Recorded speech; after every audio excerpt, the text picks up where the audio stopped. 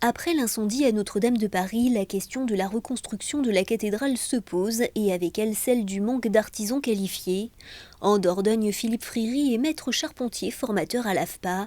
Pour lui, la reconstruction de Notre-Dame de Paris permettra aussi aux jeunes de réfléchir sur les métiers qu'il qualifie de métiers de bâtisseurs de cathédrales et qui pour l'heure ne bénéficient pas d'une bonne image auprès du grand public.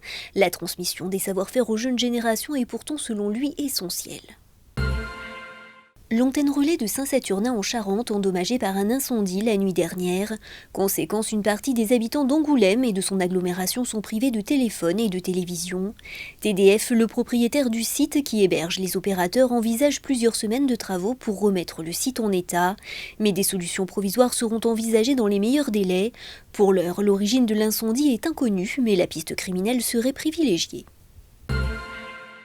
La ville de Mont-de-Marsan vient de trouver un accord avec la propriétaire pour acquérir le bâtiment des nouvelles galeries. L'achat sera acté lors d'un conseil municipal exceptionnel d'ici la mi-mai, ce qui mettra un terme à un feuilleton qui dure depuis une dizaine d'années. Les équipes de la ville ont d'ores et déjà lancé des études sur le devenir du bâtiment. Les Montois seront associés à la démarche afin de savoir ce qu'ils envisagent pour ce lieu emblématique de la ville. 80 lycéens se sont rassemblés cet après-midi sur la place Clémenceau à Pau pour dénoncer les violences homophobes, qu'elles soient verbales ou physiques. Par cette mobilisation, les jeunes souhaitaient montrer leur soutien aux personnes LGBT.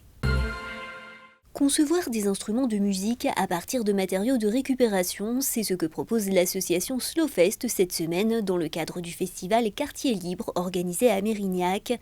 L'équipe initie les enfants à un atelier de lutherie sauvage, tubes en PVC ou encore boîtes de lait en poudre. Les matières utilisées pour fabriquer les instruments surprennent et pourtant les sons qui en émanent sont saisissants de justesse.